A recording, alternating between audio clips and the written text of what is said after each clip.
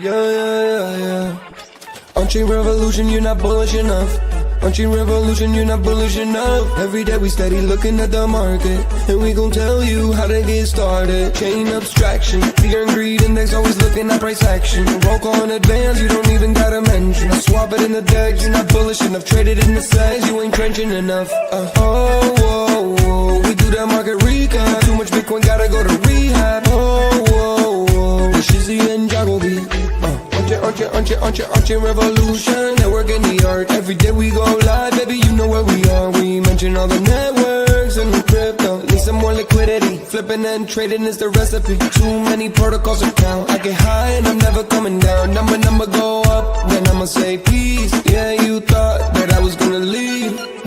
Yeah, we just getting started, man. OnChain revolution. Every day. Bring the beat back. Eyes everywhere, gotta be careful with volatile meme coins. You can get some bread if you round trip it, then you gon' regret. All this information in my head. BYOR, touch grass instead. Nobody really knows how it's gonna end up today. Somebody gotta tell you what's happening today. I don't let the money change me, no way. OnChain revolution, here to stay. Yeah, say I'm sage, man. Voodoo 2 on the way. Yeah. Nicky's.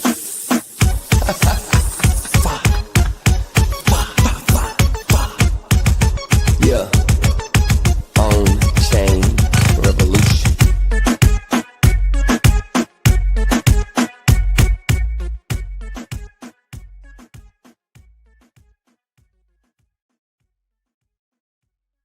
OnChain. OnChain revolution, Bitcoin not an illusion. Market recaps and I do a roll call. You're not bullish in the vocal.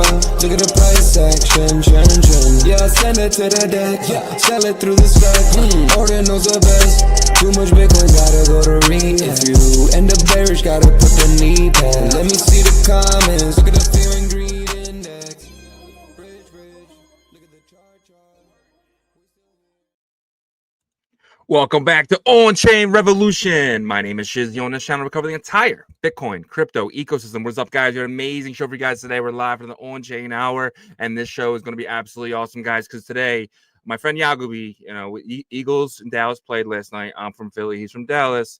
He couldn't make it in. He's still crying from the beatdown he suffered last night, but it's all good. It's all good. He'll be back. He might take him a few days to kind of. No, I'm just kidding. He's on vacation Friday and Monday. He'll be back on Tuesday with us.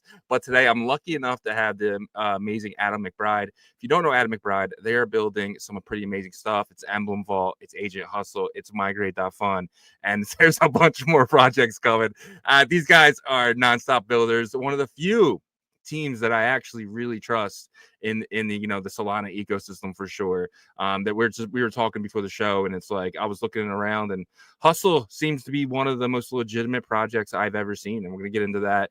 Title of the show is AI and Crypto: The Ultimate Bull Run Catalyst. I mean, you do see AI completely taking over TradFi, and it's coming this way. And projects like Hustle and some other ones are probably going to make you the most money. We're gonna get into that because I want our community to be educated on this topic for sure.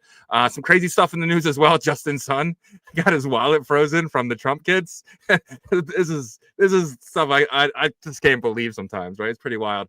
A bunch of other stuff as well. We're gonna get into it. It's gonna be fun. It's gonna be an exciting show. We are doing another TK giveaway. We're giving away 300,000 Trench Kitty. All you got to do to enter the wheel is put TK and then your X handle. If you're on X, just put TK in the chat. I just need your X handle so I can reach out to you and collect your wallet address, which will allow me to send you the TK. We'll do that through the back end of the show, so you guys will have plenty of time to do that. So without further ado, let's get the show started. Bring in my co-host for today, the amazing Adam McBride. Let's roll, baby. Show, man. Let's get some Trench Kitty up in here, man. A Trench Kitty. I heard that it went down pretty well. I don't think we've talked since you guys launched it. Had a nice pump. I did watch the pump. But I heard you airdrop some people and maybe they dumped it. But hey, might be a time to buy, man. If whatever it is now, it seems pretty cheap to me. Yeah, 100%. And let's just kind of jump right into that because we do like to do a TK update every day. So we did, yeah. Obviously, you saw this huge pump up, and then up here, and then right around here is when we did the airdrop. Airdrop Um, and Dump City. yeah, that's kind of what happened. So we wanted to give back because we have pretty amazing community members. We have a great pass holders, and we gave stuff away. A lot of the members that they're like, yo, I still hold my crap. Like, check my wallet, and I did. I checked a few of the loyal guys, and I kind of see what was happening. But you saw a lot go over there, back to Solana and kind of dumping the LP pools, which is completely fun. And I think now, like, this is a rune technically, right? So, and $1 billion cat got listed on Kraken yesterday. It's Yeah, down 2%. It's Of down course, 2%. Like, it's lucky it's only down 2%. That's almost a miracle, right? Yeah. Bro, this game, look, this whole game of creator coins, creator capital markets, all this sort of stuff. Like, we're figuring this stuff out, dude. There is no like game, and to be clear, nobody's figured it out, right? Yeah. How do you create value, move that value into a coin, so that the price of the coin maintains or sustains? Like, 0 people on earth have figured this out yet, right? And so it's really difficult. And I think what you guys are trying to do, and what some of the real like streamers and stuff are trying to do, is say, look, we're just going to keep showing up, and we're going to keep talking about it. This is our coin associated with us, and we believe in this idea. We're not sure exactly how it's going to be worked out or figured out over time, but we're going to support this. You're going to know about it. This is the coin connected with us, and we'll go forward. And I think that's cool, man. These are experiments that this space has wanted to do for a decade, and we're finally able to do it. And so I'm excited for it. Yeah, 100%, dude. And like, for us, it was really about just trying to give back, right? So our community, I love our community. We have guys loyal every single day. They come in the comments every single day, and they're here. And it's kind of our way to kind of give back. We have a members thing on YouTube where we do members videos every Sunday, and these people are absolutely amazing. And I was like, I really want to give back to them. So I'm actually glad we did it. I'm actually happy how everything happened right now. So, but my favorite thing right now is you're seeing the real holders kind of come in, and they're staking. I mean, you're seeing 4.6% of the supply locked up in this vault right here. And me seeing this, I'm like, I want to open up another vault. So in 2 weeks, we're going to open up a second vault, giving away 35 million. So this one was 90 days. So the next one will probably do like 110 days, just to kind of space out the unlocking period, so it isn't all at once. But it won't be more than like 110 days or something, 4 months. But we're going to do another one with that. And then we're also going to do the ordinal revolution pass holders. Again, TK was just, a way for me and Yago to be able to give back. And you know what I mean? This is not something, we don't own any of these tokens besides what the treasury holds. But the treasury is, is going to the LP pools. It's going to stakers mainly, right? It's nothing to us. This coin Kraken listing. I mean, that would be cool, but we got a long way to go. And one of the great things is you guys have enough supply where you could actually facilitate that, right? Which is one of the big barriers with getting a listing. And on Kraken, you're not paying for the listing at all, of course, but they do need supply to facilitate trading, right? So I think that's an advantage you guys actually have. Who knows, man? Yeah. Who knows? Hey, Kraken, I'll give you 6% right now, like for free. Like, over there. Get it done. It's funny, man, but all this stuff is working it out. I do think like there is opportunity right now, right? The exchanges are kind of open to it. I mean, Coinbase hasn't really moved into it yet. Kraken's kind of been the leader, certainly in the rune space. But I think, over the next 6 months or so, we're going to see some other kind of openings take place to open up these tradings on US-based exchanges. And so, yeah, it's super exciting to be in the space right now. Yeah, I know, dude. Everything's just kind of aligning right now, especially with, TradFi and crypto. And it's hard. It's hard times because we are waiting for some quantitative easing and some rate cuts to kind of get us to that bullish moment. But we might be getting it with some news later. But I'm gonna get to our main topic today, which I mean, I want to bring this topic with Yago B a while ago, and I was just like, we just don't have the information that like someone like you and Jake have. So I mean, this is perfect day for this. So AI and crypto, the ultimate bull run catalyst. This is something that I truly believe right now, because I use AI every day. I'm sure you do as well. AI has been like the biggest helper. Like, I don't have to hire somebody because I'm so efficient with AI. And crypto traders really have a huge advantage right now, especially with AI. But what do you think, man? Is it the ultimate bull run catalyst?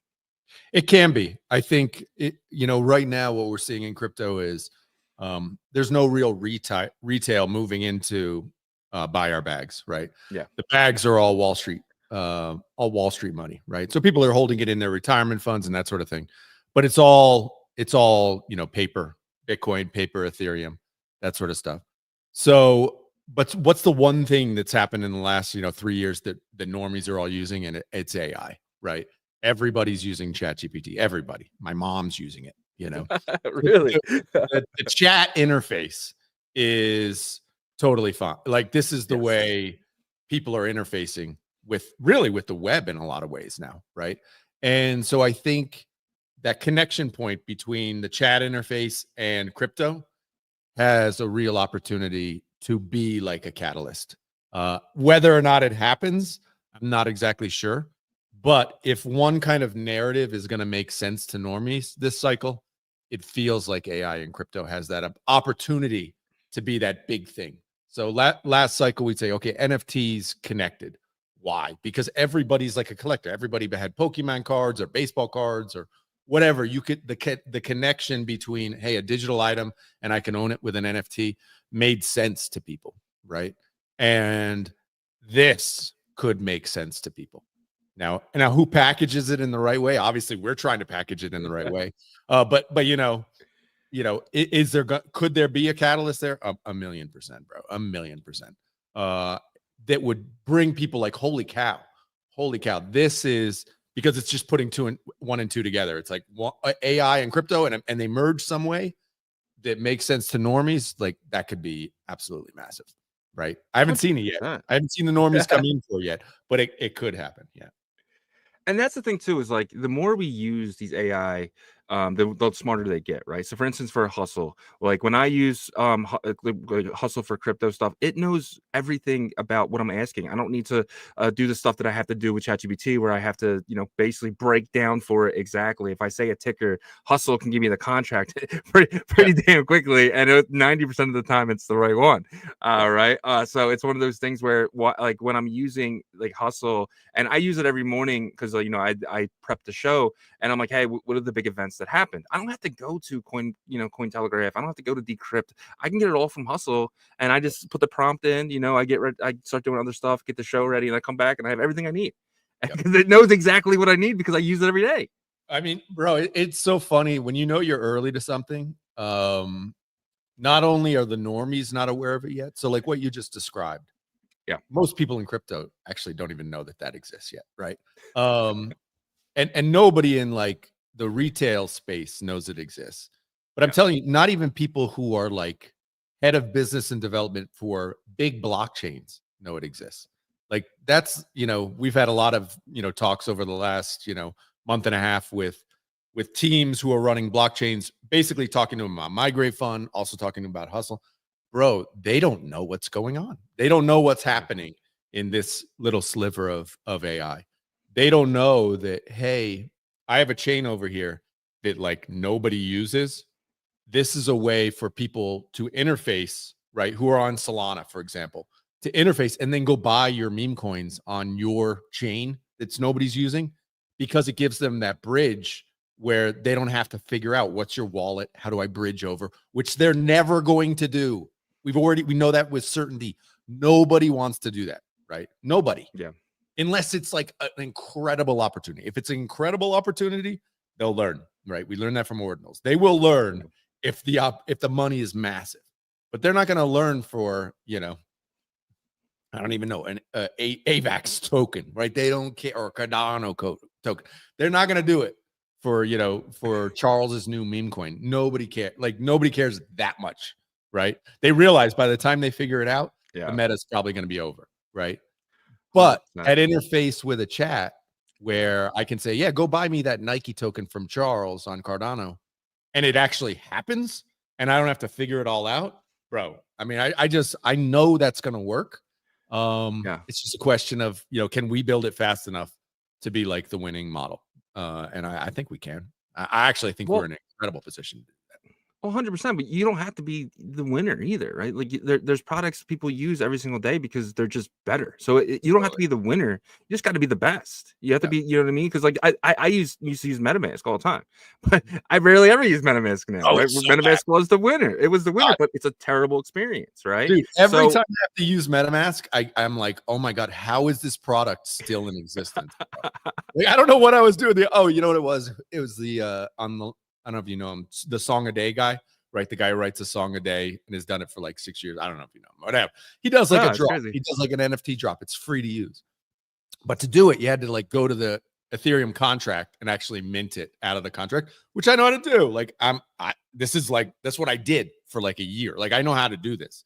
Go to the MetaMask, won't work. Won't let me switch my wallet. I'm like, I hate this. This is the worst wallet experience ever, dude. Ever. Yeah. Right. But you realize too that when you become ingrained, like, do I want to switch out my wallet? Do I want to export the key to a different wallet? It's such a pain that I just won't do it. Right. So in a lot of ways, you know, as a business owner and with hustle and stuff, it's like you want to be first and undeniable at the beginning because it gives you this incredible moat where people won't switch because you just have this moat.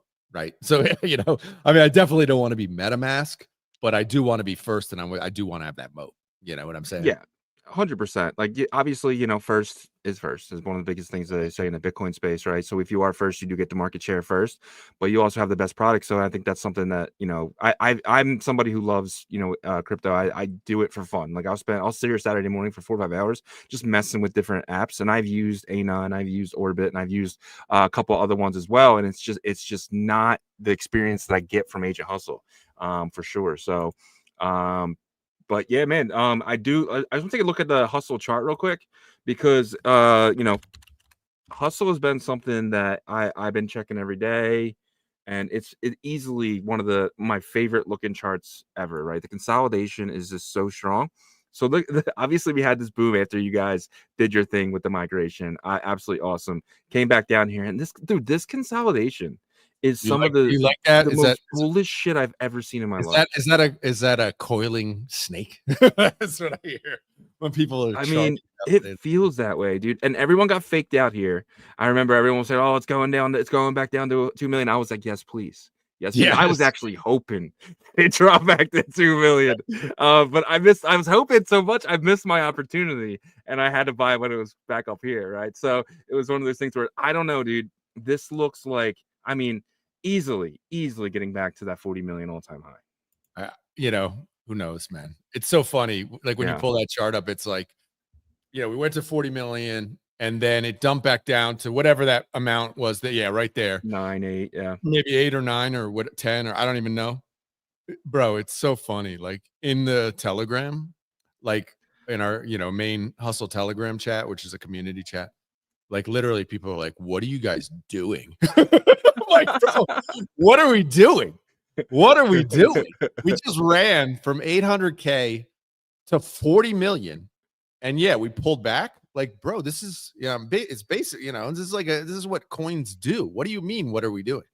Yeah. It's like we're on the timeline literally every single day telling you exactly what we're doing. Bro, people are people, man. It's like, wait a minute, I bought it 40 million. Yeah, I don't know, man. It is. Well, you know now, I mean, it is what it is. At the end of the day, once you launch a token, you are beholden to those holders for the rest of your life. And so, you know, you do what you can. I'm excited. Yeah. You know, who knows what's going to happen with price. I think it is nice when, you know, you're like, oh, it's low. I hope it goes lower.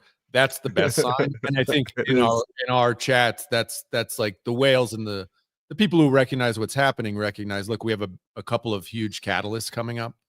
And those catalysts, we already saw a bit of a narrative bump when we migrated Tensor to Hustle. And that could be far bigger when we start migrating all these projects, you know, in the coming weeks. I mean, I think it will be bigger. I mean, you know, who knows? Maybe not. But I mean, it seems like, you know, when we're migrating 20 tokens rather than 1 token, it might dominate the timeline a little bit more. Maybe it might not, but I think it will. But we'll see, man. At the end of the day, you don't know until it actually happens. Yeah. 100%. And the best part about Hustle for me is that, we had you guys on the show for the last 3 months. Hustle was 600K when Jake came on a Friday. And there was guys, I think this one guy, Stan, he was like, I'm buying some Hustle. I mean, he's right now sitting on like a 13x. Like I get happy, and I'm not even saying it's just to say it. Like, it's just when these guys get in something so early, like we all had the chance to, and they're seeing the success of something that, just from watching our show gets you, right? But real quick though, back to this, I don't really watch this much. I watch the holder count. I don't know if you're aware of this, but last Friday we were at 2,800, and now we're almost at 31. We're almost up 10% in the holder count in a matter of 6 days. Wow, that's crazy. I mean, yeah, I don't watch it at all. That is crazy though. That's interesting. Yeah, I don't know. Yeah. Sometimes these things are manipulated. I mean, we're not manipulating, but you never know sometimes. We're not, bundling stuff or whatever. So so that I guess that's probably super bullish, right? Yeah, that's what really got me, and that and something else. So I've been watching this one whale, and I've been telling you guys about it. He bought 50,000 last Saturday, and what I do is I wait for his soul balance, because I know I've been watching him accumulate. He's only you wait for his soul you wait for him to deposit soul in there, and you're like, oh wait, what's he gonna buy? Yep. And what I'm doing is, I know what he's gonna buy, because I've seen the last 6 times he's done it, and he buys Hustle. So I see that, because it's almost like he waits a whole hour. He deposits it, and I got lucky the first time, and I saw, I can obviously track everything and see what time he waited 1 hour and he bought. Second time he waited 1 hour. And so you're buying before he's buying. I'm buying right before he buys, bro. That's awesome, man. That's I have a lot of time on my hands. Oh, you're like research, man. You're like dumping on this dude's head. You're dumping into whales, bro. It's fucking. I'm accumulating. I'm trying to accumulate more Hustle, right? How do I do that? I follow whales. I might trade it a little bit as well to try to get more, but I'm just excited. I'm excited for what you guys are building. I usually get caught off sides when I do that shit. Like if I try to sell high, like, I'll rebuy. It's like, oh, guess what? You were the catalyst for it to run. You know what I mean? So I try not to play that game for stuff that I believe in, because I usually end up with less. But at the end of the day, it's all a game with taking profits and stuff. So you do what you can. You realize there's smarter people, and in the end of the day, we all get wrecked at some point. So you just got to play your games, whatever. Well, I try. You try to hold on though. I try the stuff I believe in. Certainly all the large caps. I don't trade them at all. Like zero trading. Like when it's time to sell, I sell, but then I'm out. I'm not trying to and trust me, I've been tempted many times, especially with Bitcoin. I could sell. I feel like it's going to really dump lower.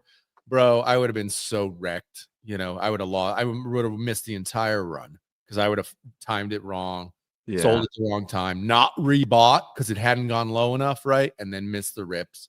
You just can't do it. It's almost impossible to do well. Well, so there's a lot of bots in Solana. Man like Shizzy doing no. Well, there's a lot of bots in Solana, right? So once we get to a certain $1 million market cap, these bots sell. That's all they do. They're programmed to buy and sell. So when you see a giant pump up that takes it from 14 to 17 million in 15 minutes, you just know the bots are they're about to dump, right? And if you can outrun the bots, dump before them and then buy after they dump, because if they do is they rebuy, right? So you're always waiting for the same bots to kind of rebuy. And one thing amazing about Dex Screeners, I know who the bots are now by staring at this chart all day. So I know, hey, 0065, he buys every time it drops below this number. And it's like clockwork. It's like clockwork. Wow. So, bro, you're identify the bots. Dude, I got nothing else to do. I live here, bro. That's real. That's like chart trenching and trenching against trade. All I do, and I'm not, good at it all either. Yeah. But all I try to do is buy narratives. That's all I try to do. Yeah. Right. What's the thing that I think is try to grab narratives that are going to win. And 100%. Yeah, that's it. That's the only thing I try to do. Or people I'll buy Trench Kitty. I'll buy some. I've bought a couple of streamers on Pump Fun. Yeah. Because not the big streamers, but a smaller streamer specifically who I believe in. Meaning I just believe him as a person. Yeah. And not to, if streamer coins never run, then it'll never run. But if they do run, like I believe in that guy, right? Like Yeah. that's my thesis, is like just buying basically people and teams I believe in for long-term holds. If it's a, you know, if it's a meme coin or whatever, then, you know, insta dump, right?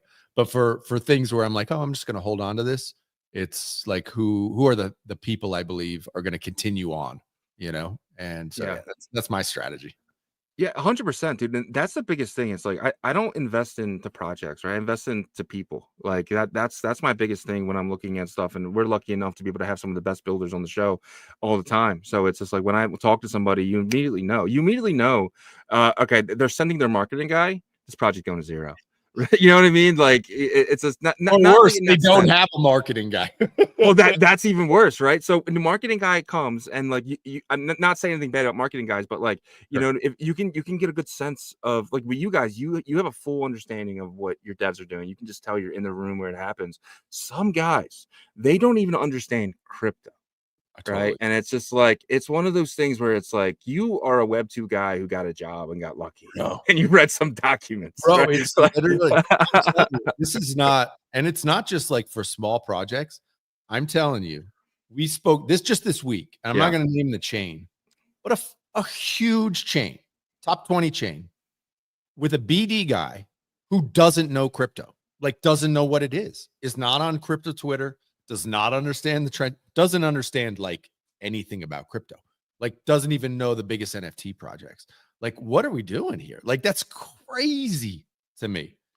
Absolutely insane to me that you have. Was this like a friend of the founder? Like their lead BD, where we're talking about, hey, would you like to have basically an AI product on your chain to bring people to your chain and interact with your chain because nobody's using your chain? And their BD, and you wonder why their chain is kind of like nobody's using it. The BD is like, dude, they're not even crypto guys. Yeah. And so it's like, I mean, it's just, it was stunning. I mean, I've seen it on the product level, of course, like what you're talking about. Yeah. But I was stunned to see it at the mass scale, teams with billions of dollars level. They could hire anybody. They could literally hire anybody. And they're hiring freaking literally somebody from Microsoft or whatever. It's like crazy town, man. Crazy. It was crazy to me because interacting with me, who they want to attract to their chain, it's like I'm not even talking to a crypto person. It's like, it's like, get me in touch with somebody who knows what the hell I'm talking about. You know, I'm talking about like bringing an AI to create crypto wallets across chains. And he was like, why would you want to do that? And I'm like, bro, are you serious right now? Like, nobody's using your chain.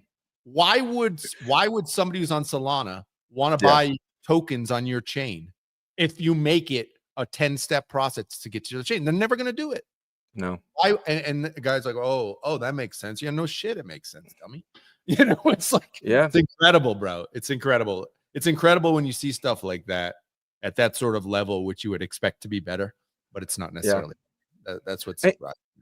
And like, it's stupid for these chains not to integrate every AI project, especially Hustle, because the fact that, you know, when I deposit my Solana into the Hustle vault, right now, imagine just being able to take something like, I don't know, like Sonic, for instance, right, and then just having that there. So now I can just say, you know, hey Hustle, cross swap and buy me, you know, over on Sonic.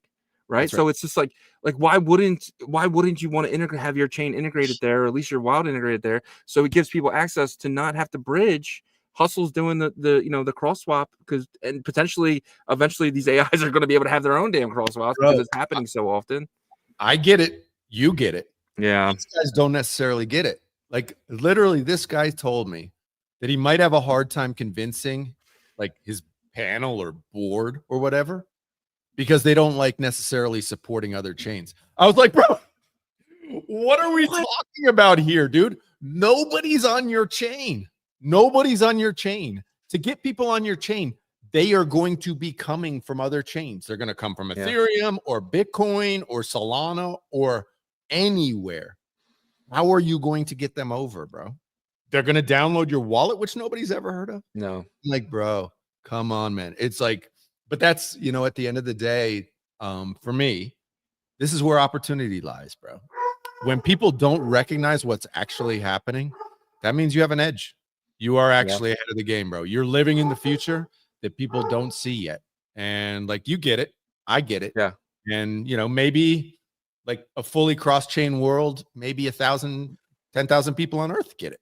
And so we're Yeah. in a lot of ways we're early, man. And so we can play that to our advantage in theory if we're smart enough.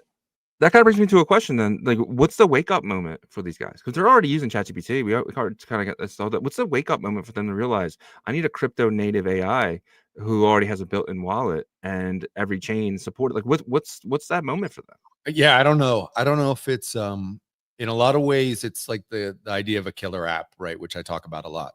Yeah. Right. It's like a pump fund moment or an OpenSea moment where something completely dominates and normies come in and use it. And that's really, really hard to do. You know, we've talked about that a lot, how difficult that is to do. Yeah. But once it's to me, it's like, and even with, you know, Banker or ourselves or, you know, Hey Anon or whatever, you know, we're all kind of moving in that same direction. I don't know what that, you know, if there's going to be a, oh shit moment for people, other than it might be like this slow kind of bleeding in where when the next thing happens on crypto, so whatever the killer app may be, and let's just say it's a Polymarket, right? Polymarket's the killer app, but people realize actually my best way to do Polymarket is just get the AI agent, get the banker, get the hustle, because that way I can onboard with Stripe and then just buy it, right? Or something like that. It may be that way too, which is like that aha moment for AI. I'm not sure. You know, I'm not sure. Yeah. Obviously, if I was sure, I'd be like, but let's figure it out. I think what we're doing now is that the tech is so early. We do have to build out this like infrastructure build where it's dead simple and it just works across chains. And I think that has to, you know, we're not there yet. And so I think in a lot of ways, it just requires this building to take place before we get like the potential for that onboarding moment. In the same way that like ordinals happened, right? All this tech had to be built out. Yeah. First the wallets, then the marketplaces, and all this sort of stuff had to be built out. Where now we're actually waiting for that killer app moment, right? Yeah. But the infrastructure had to be built before the killer app could actually happen. 100%. So it's like, you know, you couldn't have the killer app on Bitcoin because there's no infrastructure to support it. Like you couldn't even get a good wallet. You're using Sparrow wallet, right? Yeah. So in the same way, I think that's where we are with AI, where it's like, we're building, us and a handful of other teams are building out this infrastructure layer so that when there's that catalyst, it's going to be a race for who's the most ready. And I like our odds, bro. I'm telling you, man, I like our odds. This is like it. I've never felt more sure about something. And when I talk to the team, I'm like, the only thing we need to build as fast as possible. So we need to spread all chains, and we need to be able to hang on, and we need to not run out of runway, so that we can hang on long enough for when that catalyst happens, we're ready. And you know, I like our odds, but you know, you never know. 100%. And like I feel like most people are trying to get as efficient as possible. So it's like, do I want to go over to polymarket.com, find this Fed decision rate, and then put it in? Or do I just want to go over to Agent Hustle and say, hey, I think there's going to be a 50 basis point decrease coming to the 17th. Can you put $100 on it for me? Yeah. Like, what? Like 30 seconds? Hey, how about this? Using my phone? Can you look at Polymarket and Kashi and whatever that other one is? Look at all of them, and Murad or whatever that, you know, whatever. Yeah, Murad. And look at all three. Find me. This is the one I want to bet on, and find me the best one, or hedge against them. Like it's like I saw Easy talking on the timeline the other day about how those prediction markets, even for the exact same bet, have you know the VIG in, right? And obviously they're going to start creating bots to kind of like match those up, arbitrage them up. But obviously we're excited about trying to do something with Hustle with that as well. There's just tons of opportunities, right? How do I even get on I mean I've never used Polymarket. I've visited it, but I've never like bridged USDC over to make, you know, bets over there, right? I mean, it's so blatantly obvious, dude. It's so blatantly obvious, but it has to be built first, right? It has to be built first, and it has to be dead simple so that the use cases, people have to use stuff to really believe it. At the end of the day, like you can talk about it all you want, and I can talk about it forever, how I believe cross-chain is the future. But until you show people everybody's like, that's bullshit, right? I mean, I know because I've talked to Shannon enough when he was building like, oh, look, you can bridge your Bitcoin assets to Ethereum. People are like, that's stupid. That's dumb. Why would I ever want to do that? Right. Until some dudes in the Pepe community, and Shannon didn't even know it. Some dudes in the Pepe community were like, oh, shoot, let me go try and sell this stuff. And then people made literally tens of millions of dollars. And then it was obvious. Right. Okay. And so you gotta, we need number go up technology, and that wakes people up. Always. So it is always number go up technology. 100%. Let's jump to the next thing here. So August non-farm payrolls actual 22,000. Estimated was 75, and prior was 79. The U.S. added 22,000 non-farm payroll jobs in August, one of the weakest monthly gains since end of 2021. 2021 was a COVID year. Where I knew like 60 people who were getting unemployment, right, and getting those fat checks as well. And we are now back at that point. And I know you used to have a podcast kind of covering this stuff. So I'm lucky enough to have you on here. And then the U.S. unemployment rates rise to 4.3, highest since October again. So what do you think? What do you think about this, man? And right now we interest rates are higher than, the last 10 years. So we know they're going to print. Right. Printing is going to happen. So quantitative easing. It will always happen. Right. Yeah. I mean, visiting the States, do I think like the job market's strong? No, not really. Especially not for like high-end work, high-end labor. It may be strong for like Starbucks employees and stuff. Yeah. The Dallas was hiring. Yeah. But it's like people, certainly younger people are like, shoot, I'd rather just gamble, and roll the dice. And that's what I'm seeing a lot of. Yeah. And I think we're undergoing in the States, we're undergoing a major shift right now where people are waking up to this idea, what we've been sold for, my entire life and from the early 50s, this idea that you go to college, that's the best way to path forward to get a job. Like people finally realize that it's not going to work now. Schools have gotten so expensive because of the government offering basically, low interest loans to go to college, shot up the price of college. And now it's not worth it anymore. It's not worth it for 95% of people. And like, I'll just give you an example. My kid who's 18, his whole life, like we talked about college, you're going to college. He's trying to do YouTube streaming. And I'm encouraging it 100%, because first of all, do I want to pay $250,000 to let's be real. That's what it is, dude. To go to a regular $1,000 a year. Yeah. He got into a couple good schools. And even though he got some he got into one school, which is a really good school, right? And they gave him like $40,000 a year in scholarship. Fantastic. Wow. Great. Yeah. That took it from $95,000 to $55,000. $95,000? 95, bro. This is what's called the best. People don't even fucking make that in a year. Bro, I said to him, look, I would rather give you the $250,000, $50,000 a year to start a business every year for the next 4 years and just learn. I would much rather do that. I would rather literally almost light the money on. They're going to learn more in that business than they will 4 years of that school in 3 months of business. You're going to learn more. There's zero question. I have zero question of that. And I think because I have zero, I know a lot of people are waking up to this idea that people are like, it's just not a good investment, period. Right. And if you have enough money and, you can pay for the 4 years of partying for your kid and stuff, great. But most people are waking up that this is it's a bad investment, which we make bad investment all the time. Right. Yeah.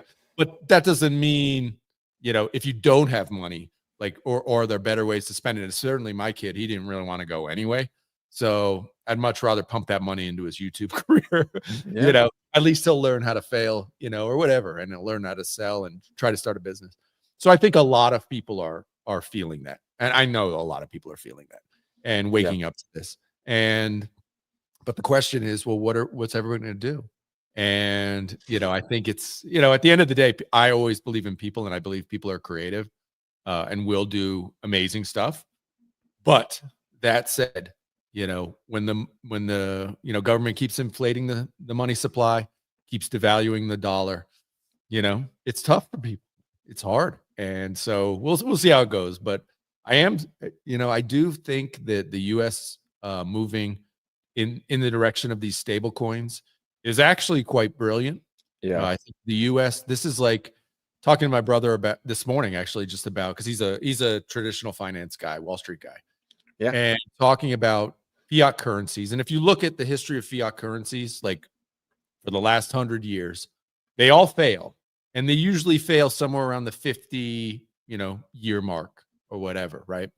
And US dollars basically at the 53 or 54 years into full fiat, right? It's 1971. It went full fiat.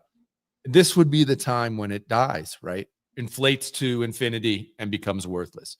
But I think what's happened, either by design or luck or whatever, is this idea that we're a global currency, but if we inflate it to zero, we can't maintain our status. But what we're doing is we're shifting the banking rails to this like stable coin thing, which the bankers have fought and stuff, but now the bankers realize, oh, we can get in on this grift as well. We can get in on it. It's going to become a more efficient banking system, basically a global banking system, instant settlement at basically no cost to the consumer. We can make it so that's a better system, and we can make our 3% or 5% or whatever the U.S. government's paying in bonds and all that sort of stuff. We can make that at scale, trillions and trillions of dollars, which allows the U.S. government to continue printing. And so maybe this system kicks the can down the road for another decade, 2 decades. Nobody knows. This is a wide open new playing field.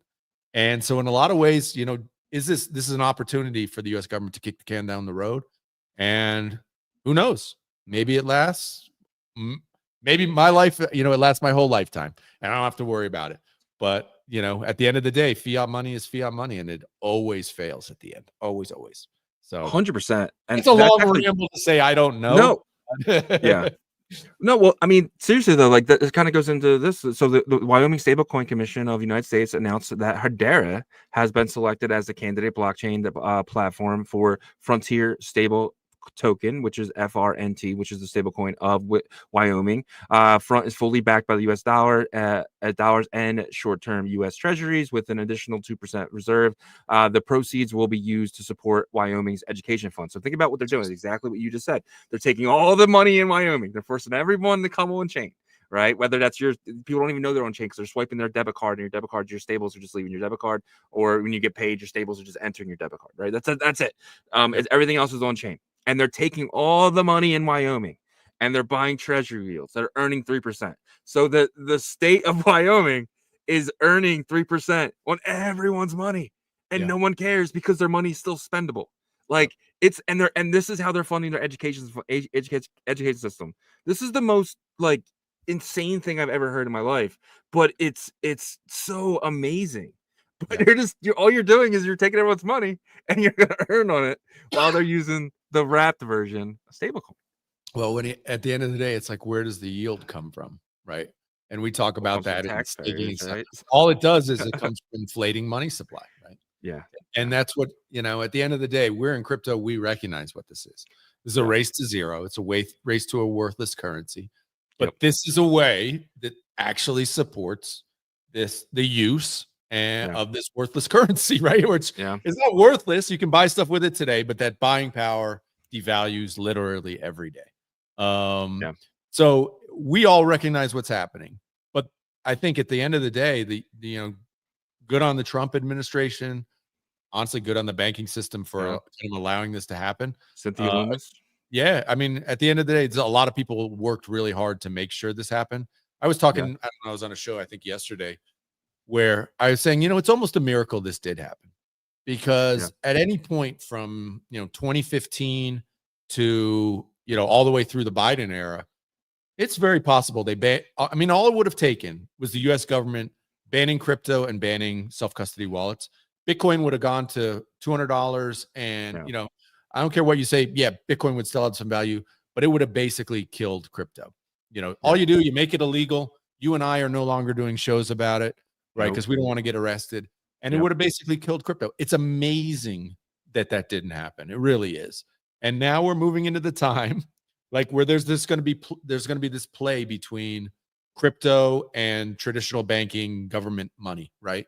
And it's great to be on crypto side because we really know that we have something here, right? We really know.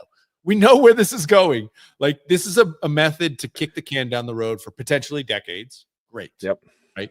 But at the end of the day, our kids are going to have to deal with this, because at the end of the day, you can't inflate the money supply forever. I don't care if you lock literally every person on earth into this money supply.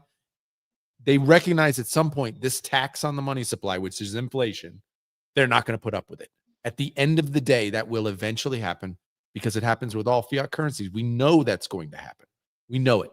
And so the question is when, and hopefully, like, look, I've said many times, I don't want the dollar to become a Zimbabwe dollar. I don't want that to happen. Why? Because I have fucking family and friends in the United States. And I've seen what this has done in Argentina and Venezuela. I live in Central America. Like, I see what it happens. It's terrible, bro. You do not want to go through that. I don't care. If you're a Bitcoiner and you have Bitcoin and you're like, this is great, I'm going to be rich. Yeah, but all your friends are fucked. Like, I don't want that to happen, right? So I want the US dollar to keep it. If this kicks it down the road for a century, fantastic, right? Yeah. Hopefully we figure out alternative currencies in the meantime, man. Well, I was sitting there in my fantasy football draft, right? I'm the only one who's really invested. I have a few friends who were smart enough to buy Bitcoin when I told them to, when it was 8,000, 10,000, right? So one guy, he bought up full Bitcoin and he's just like borrowing against on Coinbase, right? But like, I looked around at like the other 11 people and I'm like, you guys don't understand how fucked you are.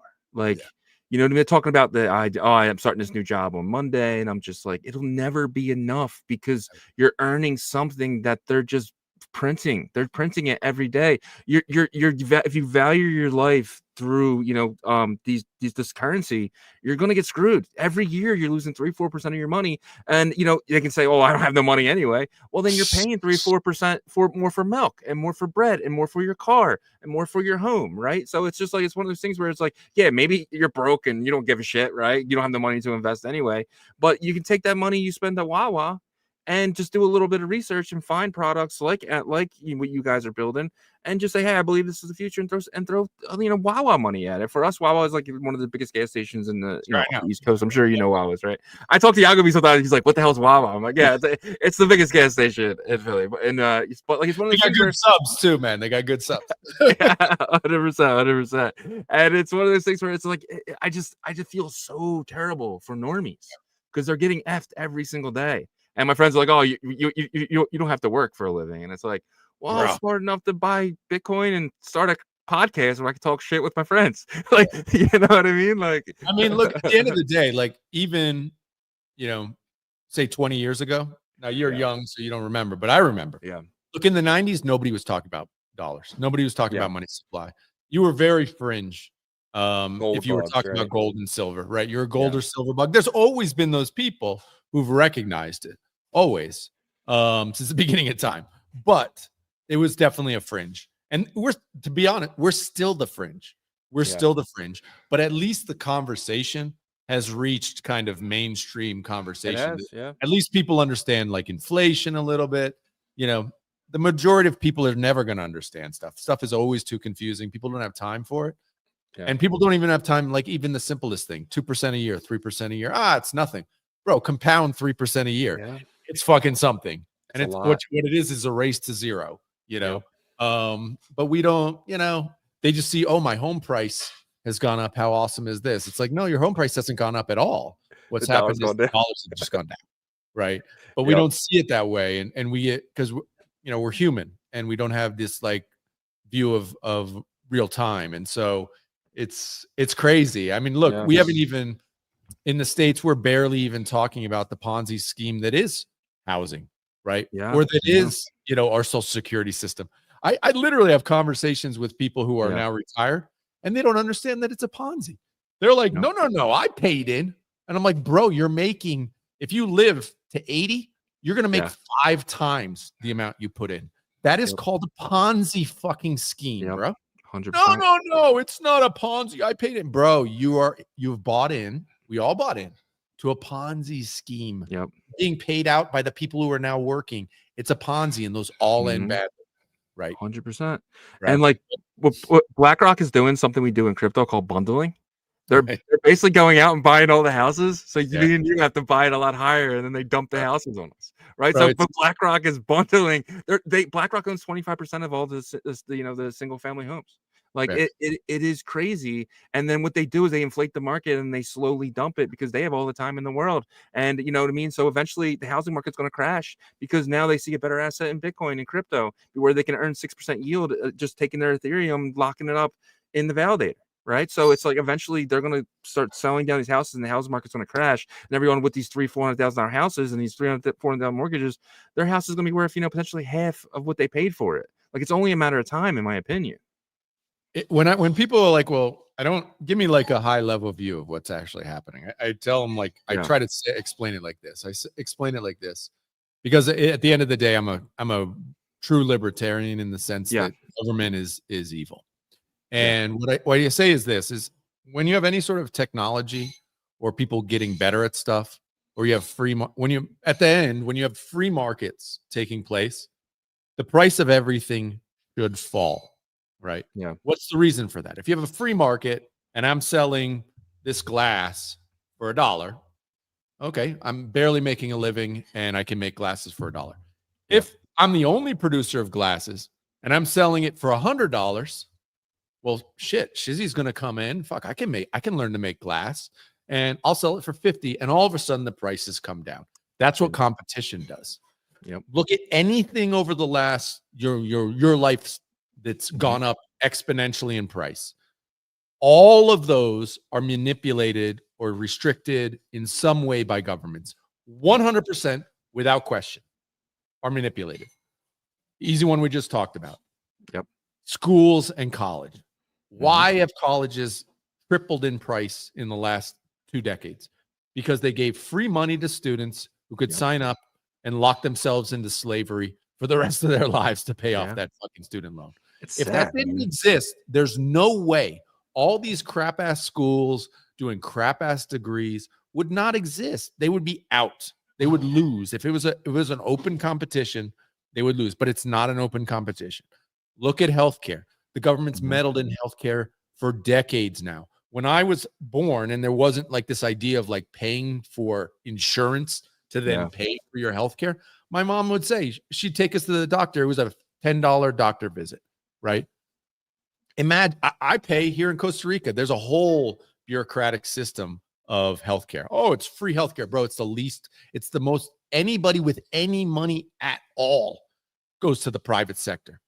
Only like the poor people use fucking thing. And it's terrible. They'll wait for, you blew out your ACL. Good luck. It's 5 years before you're going to get the ACL surgery. Like it's already growing back. I had somebody who was working for us who had like a tumor growing on their neck. No problem. MRI scheduled for 18 months out. You will die in the time before you get the fucking assistance, bro. That's insane, dude. That's everywhere. So anybody with any money is paying for private. And what happens in private? You get competition.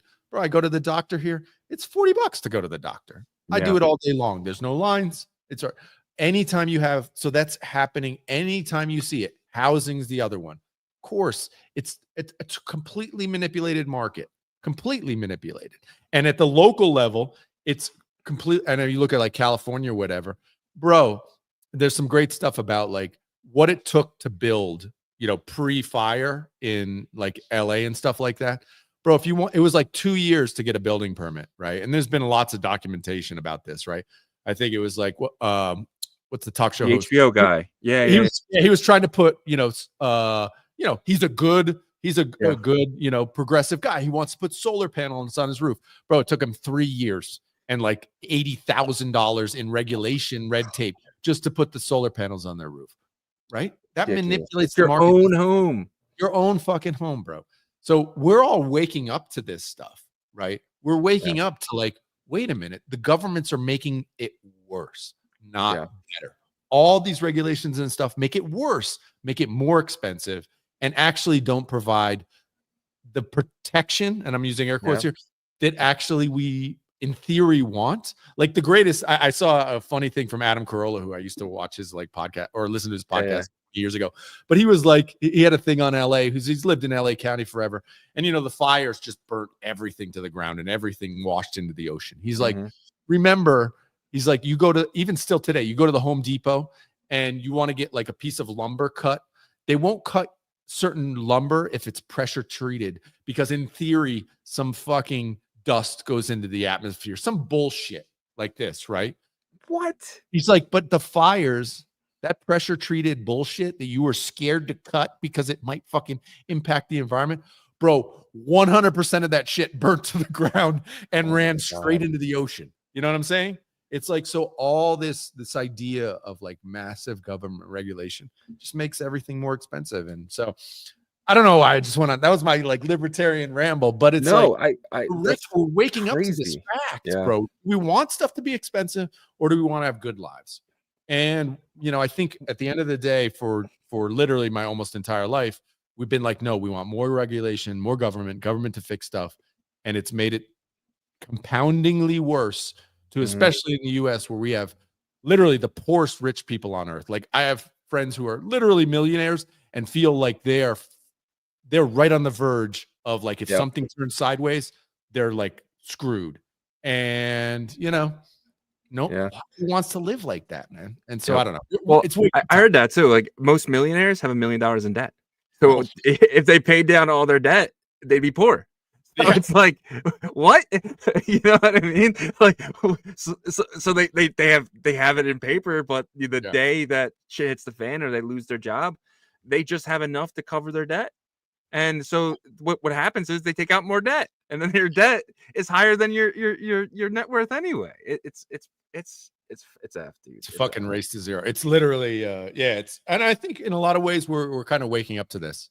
That we've been sold certain things, we were sold as like the way forward or the best way, maybe aren't the best way. I was just discussing it today. We were talking about like the strategy when I was growing up was the moment you graduated high school, you went to college. And then the moment you graduated college, you moved wherever you needed to move to get the best high paying job available. And that's still kind of the belief in the US. But we're realizing that's kind of crazy, man. If I have 3 kids, they all have to go to 3 houses to buy 3 cars, to pay for 3 internets, it's like, well, why doesn't they actually stay at home for a decade until they meet the person they're going to marry? And if they marry, why not, live down the road from us where mom and pops can actually watch their kids for them? And, so I think that kind of shift takes maybe decades to take place. But I think in a lot of ways in the States, we've learned like, wow, that strategy that we were leaning into, which is everybody's going to get rich, led to this like thing where nobody feels any security, and we've lost kind of the connection with family. And I think we're actually moving back. I think there's big pushback to move back in the States. 100%. And like my kids, I have a 11 and 9-year-old, and once they get to graduate, I'm just going to say, hey, give me a business idea, and if it's good enough, I'll invest. I'll be your number one investor. I own 50%, you own 50%, and you go out there and you try to do it. And if you fail, I'm the only one that really loses. You gained all the knowledge, right? And then we'll eventually bring me another idea, and we'll do it again, right? But that's my plan with my kids. I'm not giving them shit. Hey, live with me. I'll pay forever. Just live with me. I'm going to invest in your company. You're not going to be an idiot, though. And, I'm going to be your investor. I'm going to treat you just like I would treat if I invested in, something else, right? I'm going to treat you the same exact way. There's dad, and then there's the guy you borrowed money off of to start your company, right? And then if you're doing something wrong, I'm going to tell you, hey, maybe you should do more research on this and stuff like that. So that's my plan with my kids. It's F college, F all that. You live with me until you're 25, 30, or until your business hits $1 million in revenue, right? I mean, and then you figured it out, right? It's funny because I'm literally doing that right now with my kids. 100%. But up until like a couple years ago, it was like no college and blah blah blah. And I'm like, now I mean, honestly, if he wasn't doing whatever YouTube and actually leaning in heavy, I'd be like, go to Europe and just travel and get some life experience and stuff, right? But Europe these days, though, man, you could, it sounds terrible. Honestly, I'd rather send my kid to Singapore than send them to freaking London. Like, it's crazy, man. It's crazy. For sure, man. I got a few more topics here. Justin Sun address blacklist. I saw you do the tweet yesterday. Justin Sun posted on X that his WLFI tokens were unjustifiably frozen, calling on the team to respect fundamental principles and unlock them. He stressed that such actions not only violate investors' legitimate rights and interests, but also risk undermining overall trust and confidence in WLFI. So, wow. But should we have been expecting this from the Trump organization, who they like control? It's so funny because it's like, I mean, us in crypto are like, wow, this is the first time Justin Sun's been like, he's usually the one, you know, screwing other people over. And this was like, you know, you don't mess with the Trumps, I think was like the meme, right? It's like, you don't dump on us, bro. Don't dump on us. And it's funny that he actually he raised it up a level and was like, hey, don't do this. I think it's like almost, this is like fair play.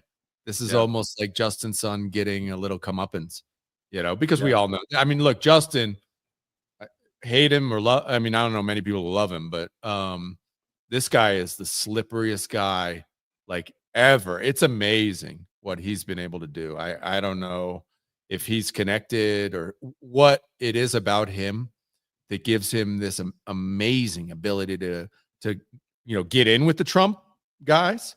And we all know what he's done in the past, just this like this amazing ability to be slippery and dodge bullets.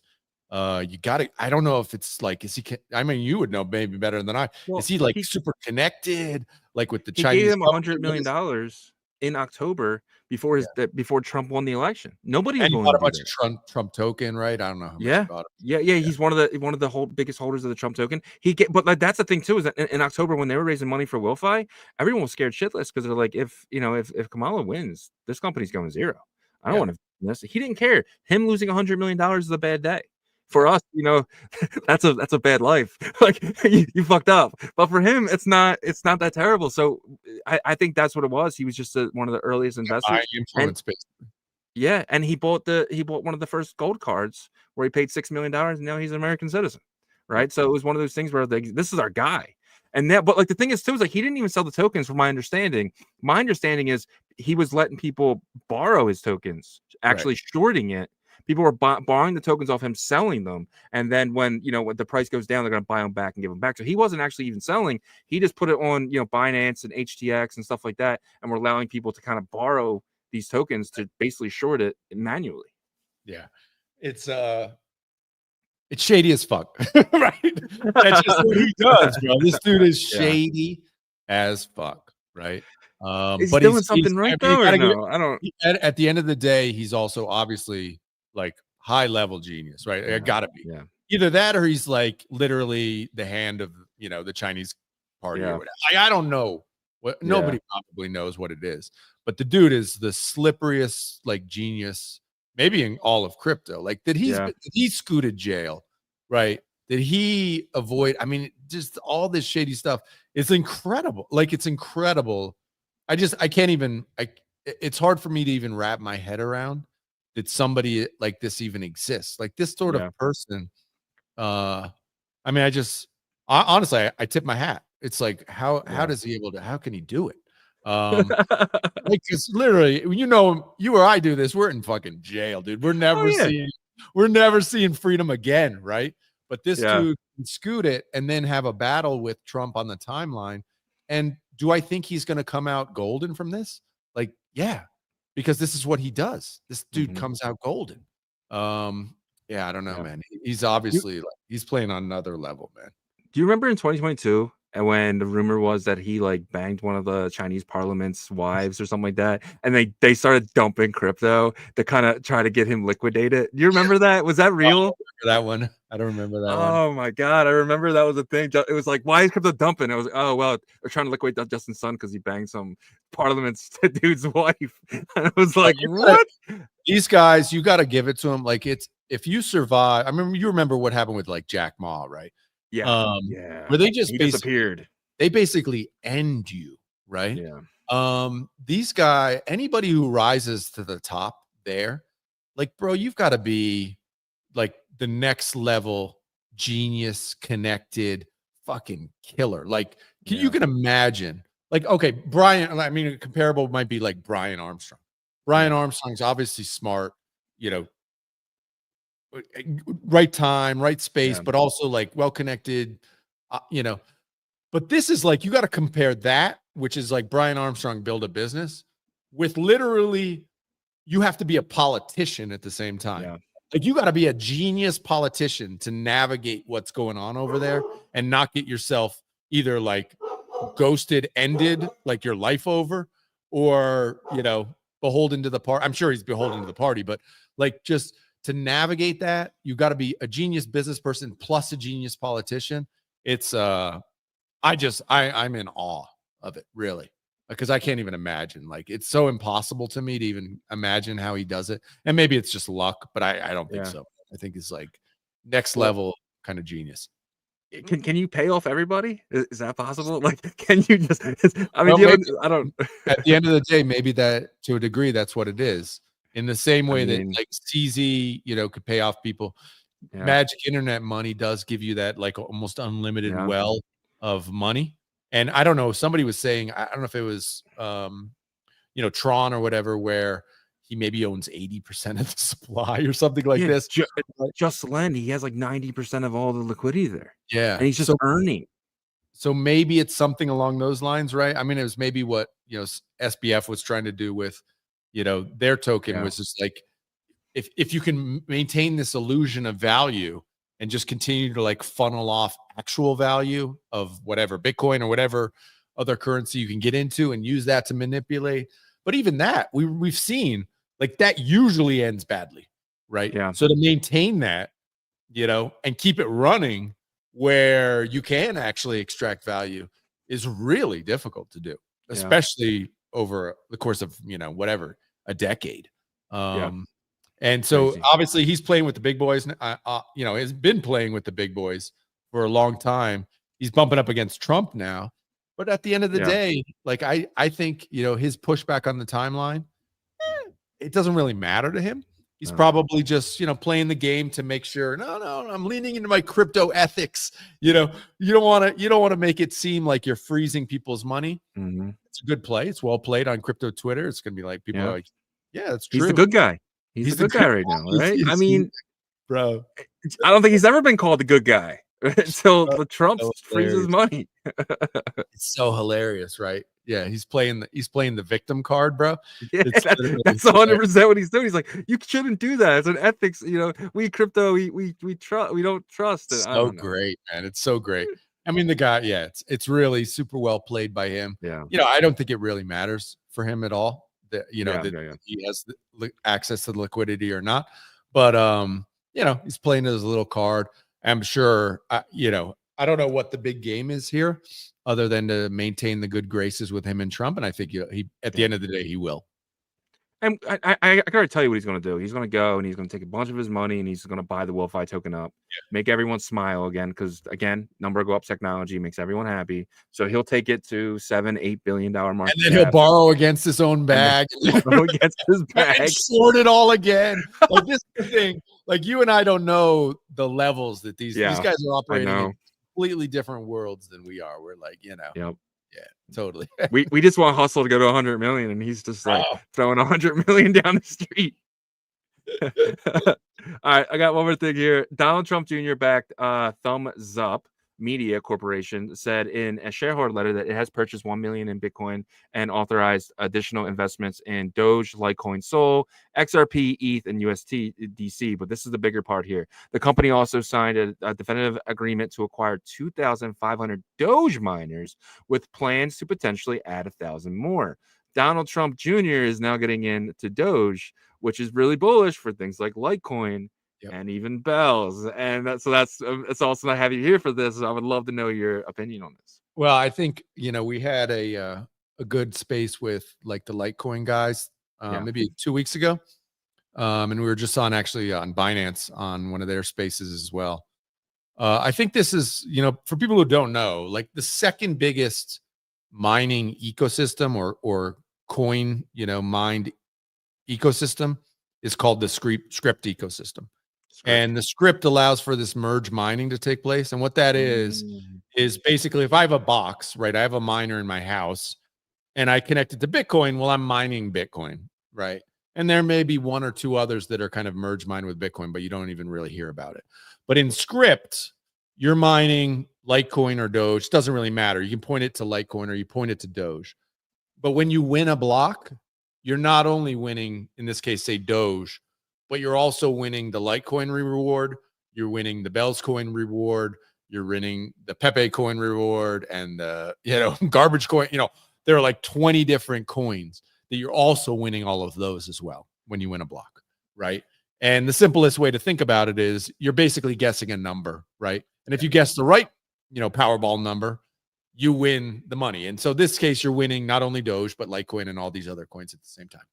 And what that's done is it's a different number though on each chain, right? So let's just say 91 comes up, but it's no, 91 basically Litecoin. Assume it's this. I mean, I don't know that it's no reason to get into technicals, but basically you're winning.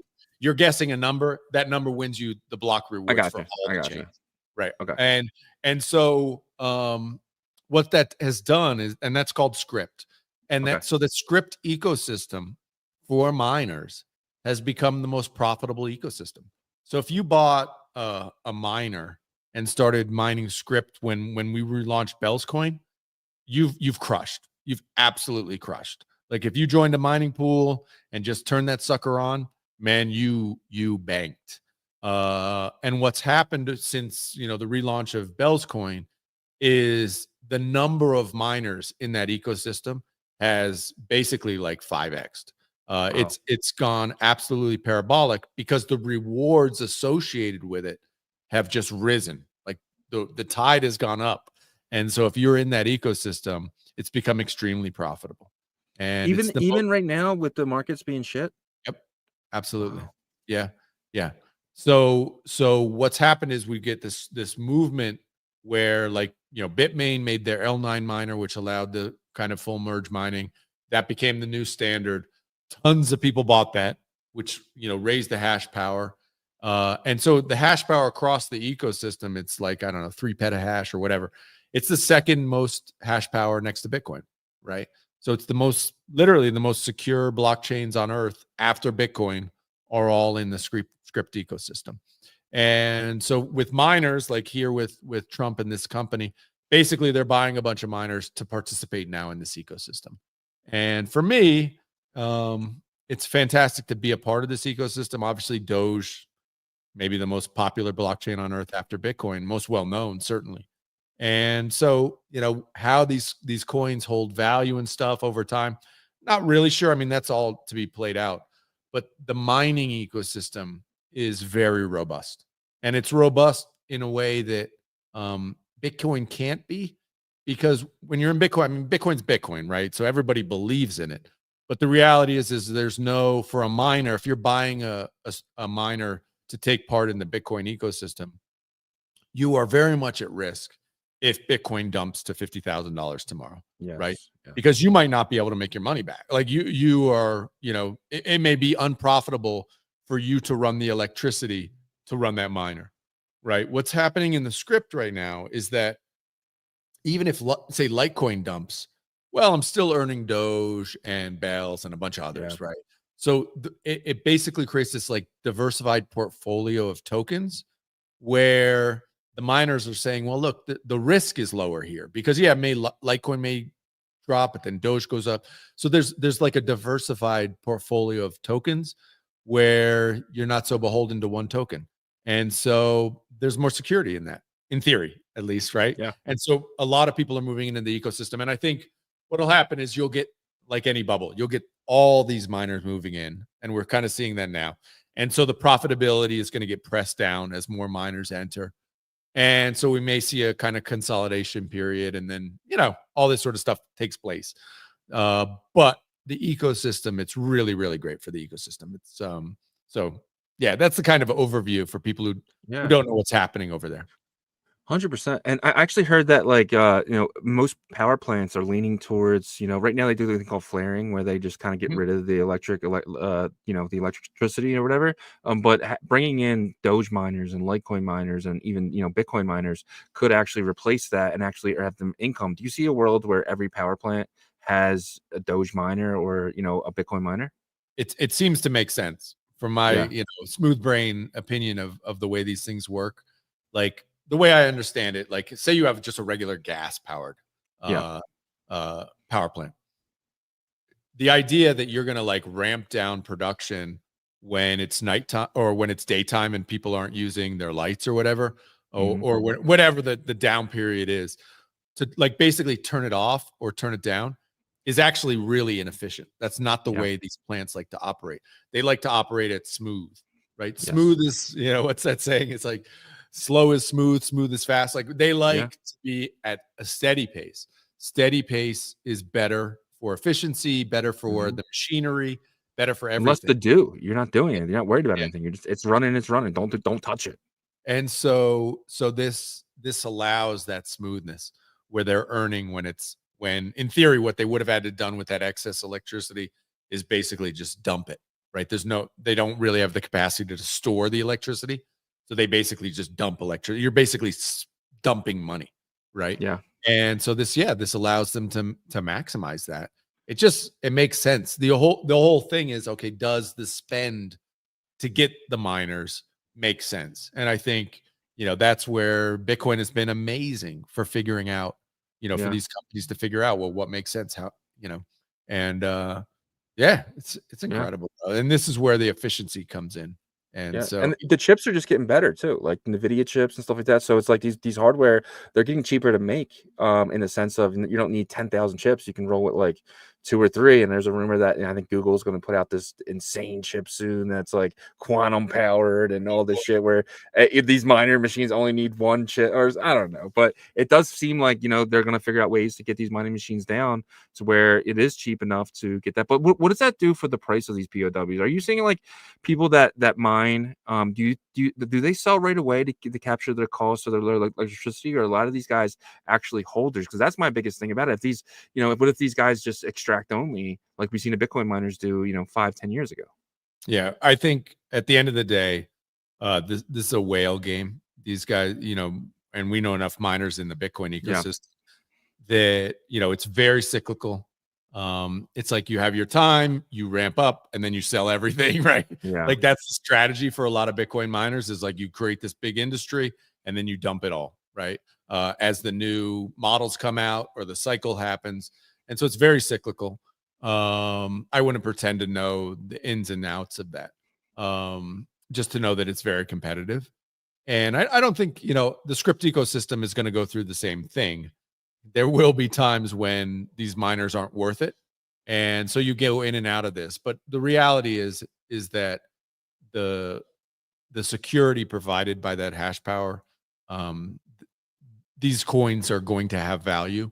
And so it's always going to be there. In my experience, just with Bell's coin, for example, most miners just dump immediately, right? They are in the profit maximization business. And so they're doing these calculations where, look, they got to pay for the electricity, they got to pay for the loan for the miners, whatever, they got to return value to shareholders.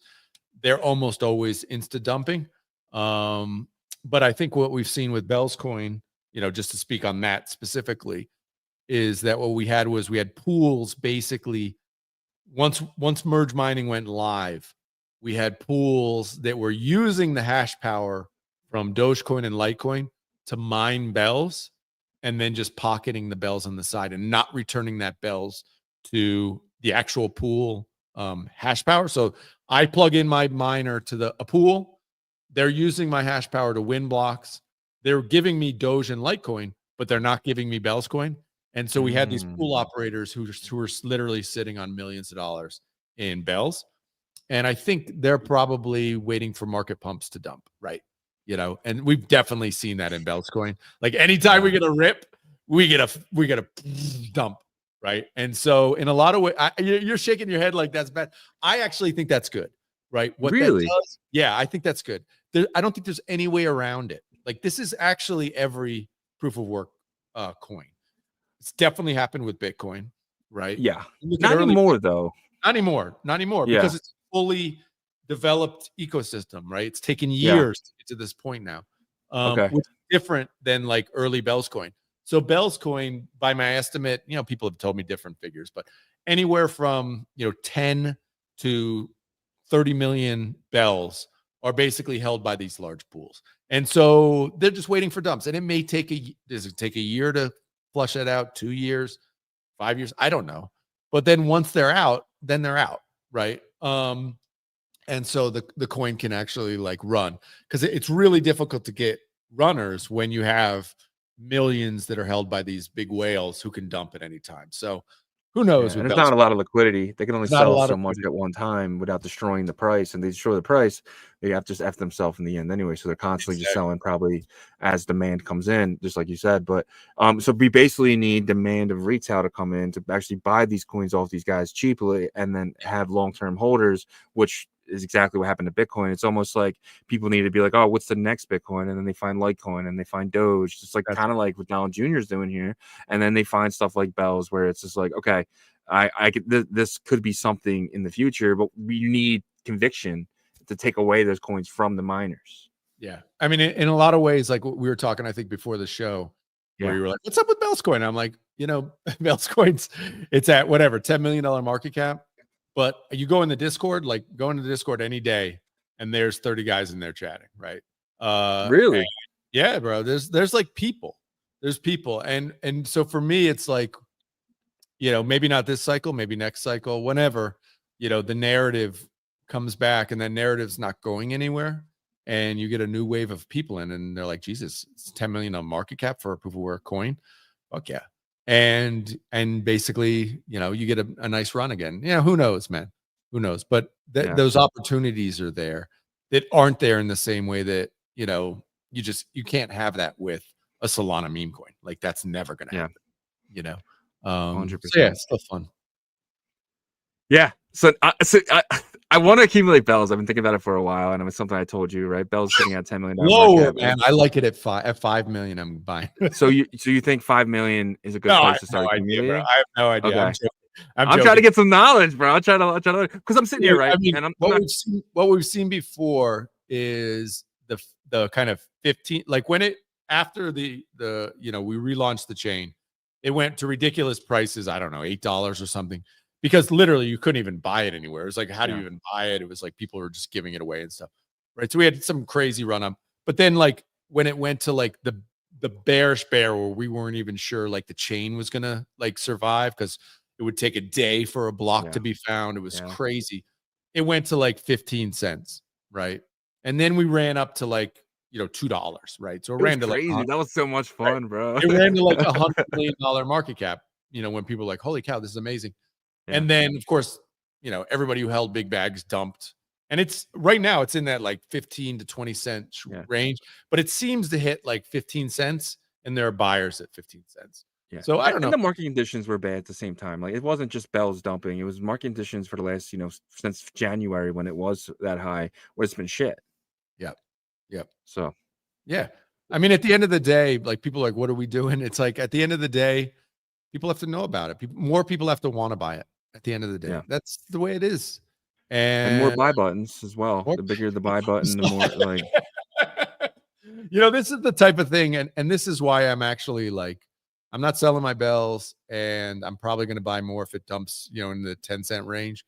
Because at the end of the day, having people who are interested in something and who are just like, I'm holding this, I don't care. I've learned in crypto enough to know that you don't fade those type of communities. Like you were joking about the buy button on the website.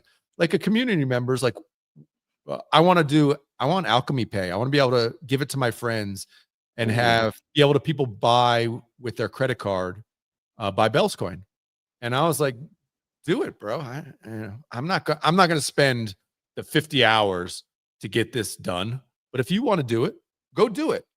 And like the dude spent a month and convinced Alchemy Pay, like it cost, it was $8,000 to get this thing done, but he got it done. Like he raised the money. Wow. He raised the money. He worked with Alchemy Pay. Then he got a guy to put it on the website and like got the whole thing done. Like some dude in the community got that done, and good on you. Like, but that's like incredible, man, to have that kind of stuff. And another guy was like, Konami, which I don't even know that wallet, but a lot of people use it. It's like a mobile wallet. Somebody was like, man, why don't Konami's having like an application process on their website. They want to, get a community excited about being on the Konami wallet. Let's do it. And I was like, bro, go for it, man. Like, I ain't got no time. But if you want to go for it, go for it. And sure enough, like, we're gonna get a Konami wallet. Like, we're gonna be on Konami. Like, they raised the fund. They negotiated the guy down to like $4,000.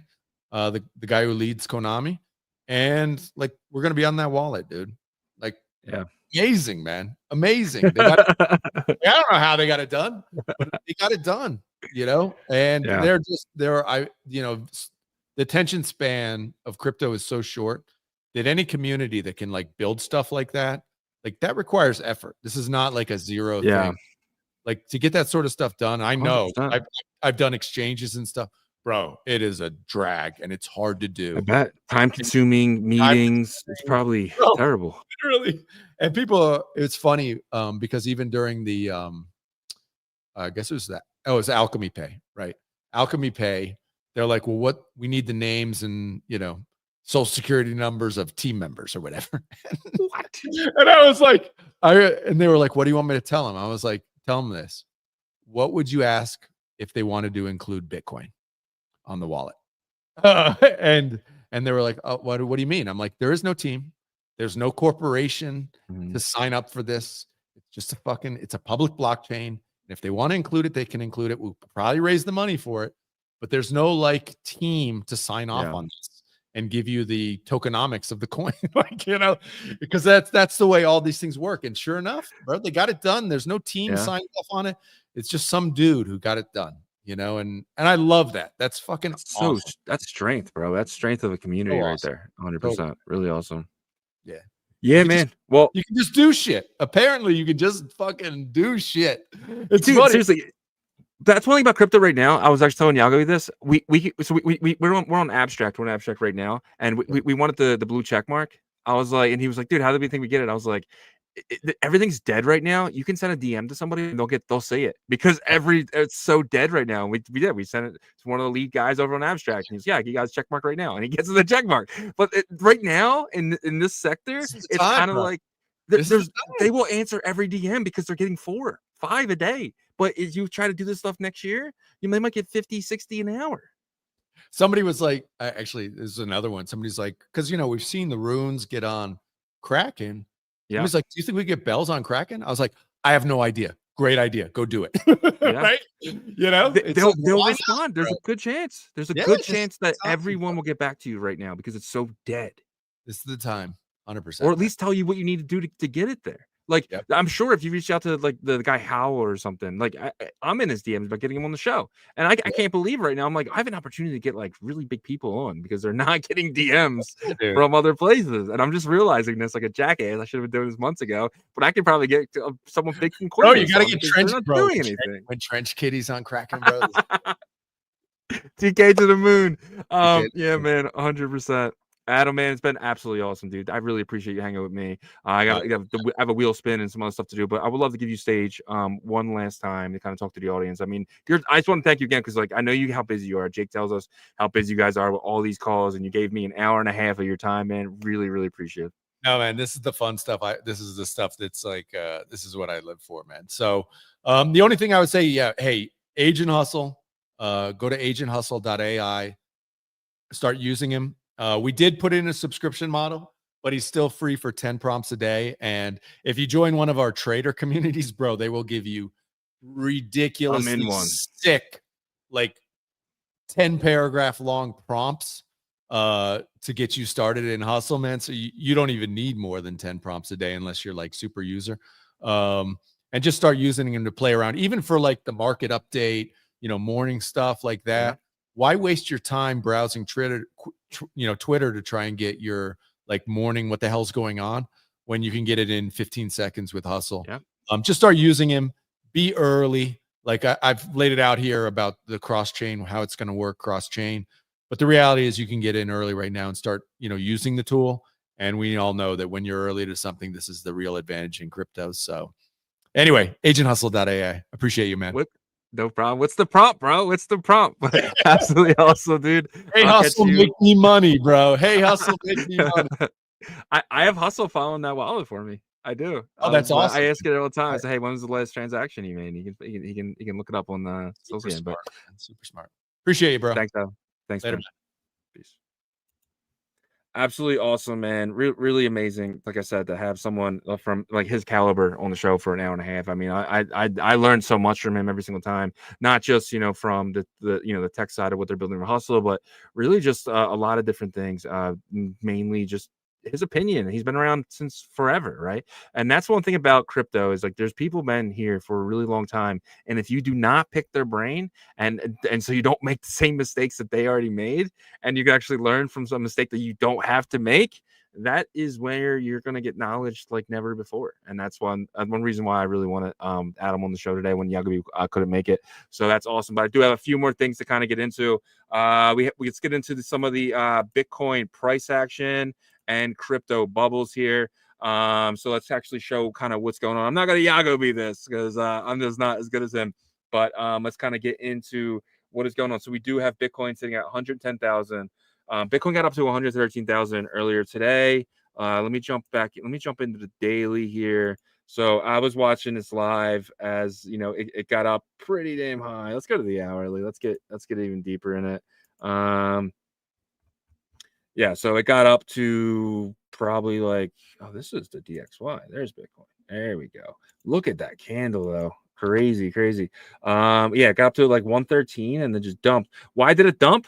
So the options expires today. There's like $4.5 billion worth of Bitcoin and Ethereum options expire today, and that's like my only thing. I am expecting 1 o'clock to come around and the big boys get back to their desk and start buying it up. I do expect us to be back to the 112 and 114 going in to next week before we take a up. I think the downtrend is over. I mean, this just looks strong in my opinion. If you grab a trend line, it really does look like we might have to come down a little bit further, maybe to like 110, 110, 173 before we get our next leg up. And I do think the next leg up gets us back up to 114.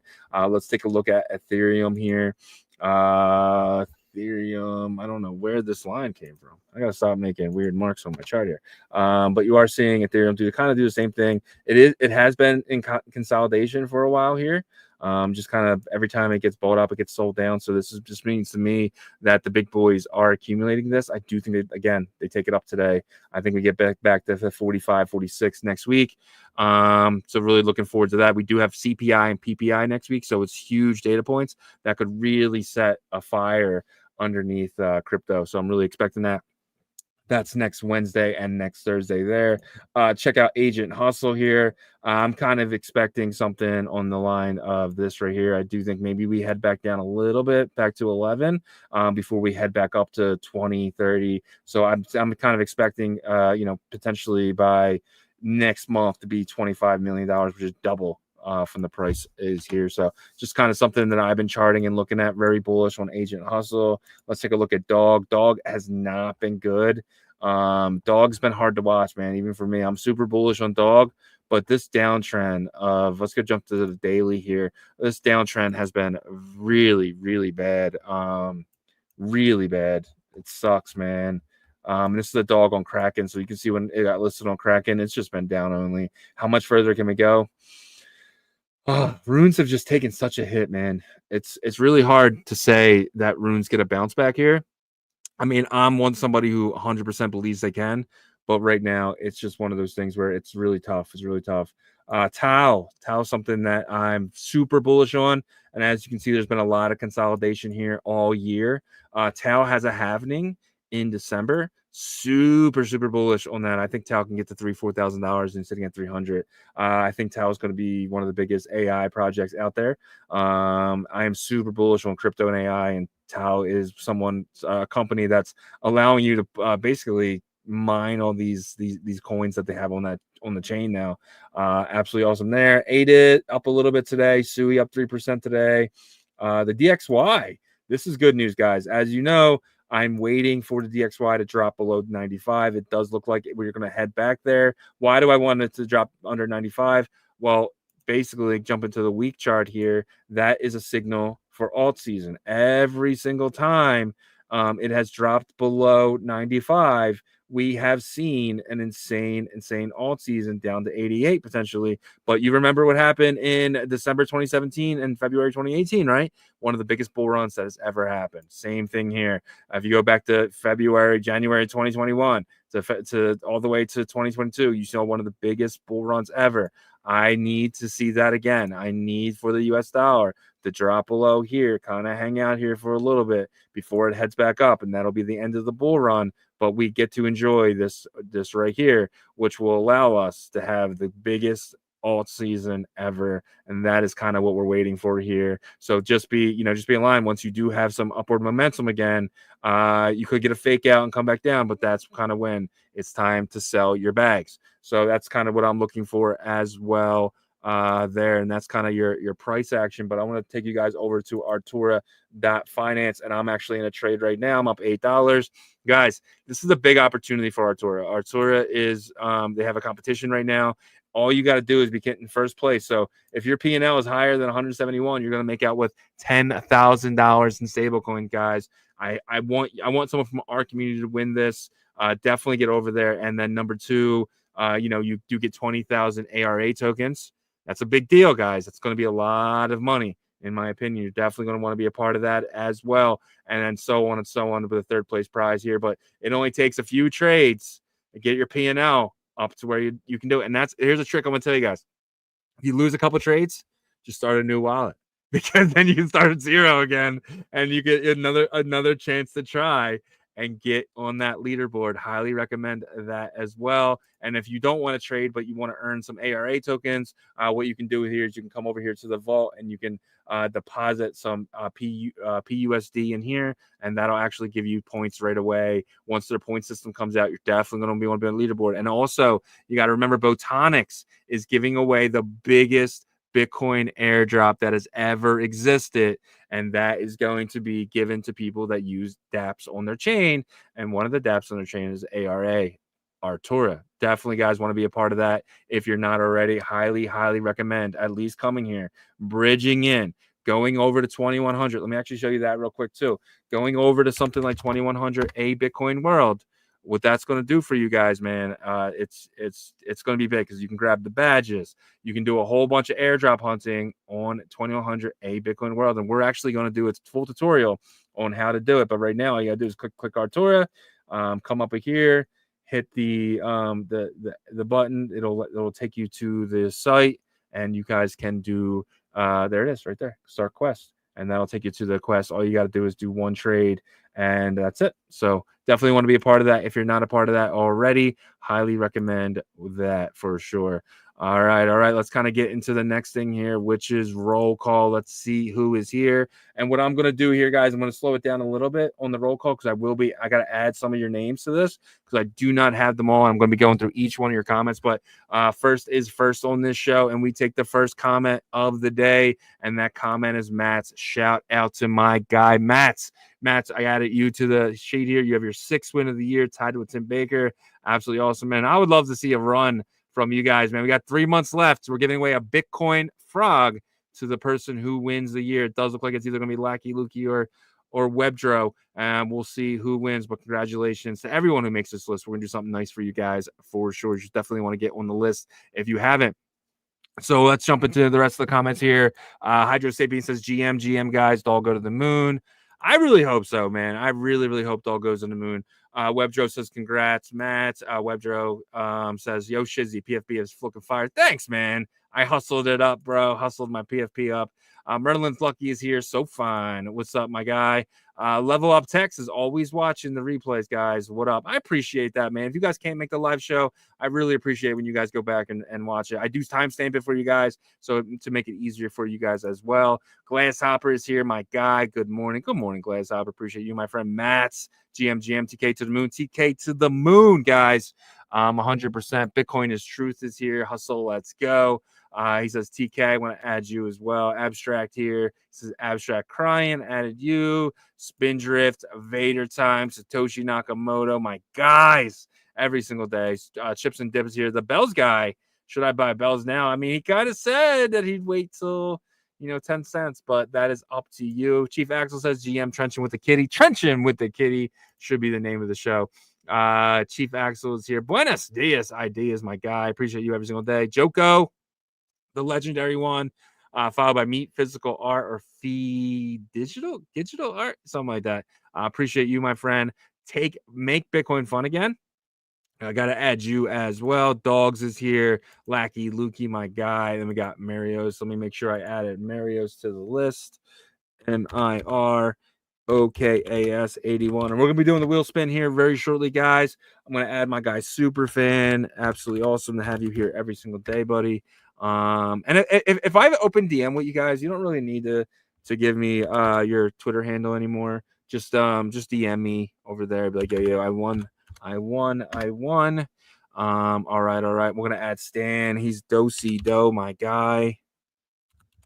Dosey Do BTC. And I usually do this while Yago B is doing the price action. So if you ever wonder what I'm doing during the price action, I am grabbing the names for the wheel. Stan says, what a moment like the Genius Act arrives. So Agent Hustle adjusts its programming utilizing its AI, or does the team? Thanks. So I'll ask Jake that next time he's on, I promise. Nighthawk is here. Shout to Nighthawk. I gotta add you, my friend. A lot of you guys today up on this list, man. Oh, I spelled you wrong, Nighthawk. I'm not gonna do you like that, buddy. All right. And we got Matt Toshi is here. _X. And we got my man Joseph R. Hathaway. Man, you got your legal name out there, brother. That's awesome. Myself says, can there ever be a true cross-chain swap without intermediary? I feel like I've heard of atomic swaps. So I think there will be. Right now, it's really hard, man. So Smug Toshi is here. Patty Poo, the Bitcoin machine himself. Chris Dev. I'm gonna add you, Chris. Let's see who else I got here. Chris says, what if exporting digitally accessible dollars to humans all around the entire world strengthens the dollar while crushing all local currencies? I mean, dude, 100%. Let's see if I got any more names here. And it does look like I have everyone's name. Stan says Justin Sun versus Richard Hart. Yeah, I mean, Richard Hart is like, everyone wants on Adam info is vast. What's your opinion? I don't think anyone really likes Nat, Stan. It's just only a matter of time before the miners wake up and there's like, hey, who wants to give me $1,000 for this? And that person goes and dumps it all. There's going to be a day you wake up and there's going to be massive amount of Nat dumped. It's just my opinion. Duly noted. Superfan says cheaper pressure treated lumber has a cancer risk for liability. Home Depot, Lowe's, we need an air system like wood shops have. Yeah, 100%. And Matt says, let's go. But let's spin this wheel here, guys. I'm gonna give us a quick couple shuffles, and then we will spin the wheel. Let's see the winners.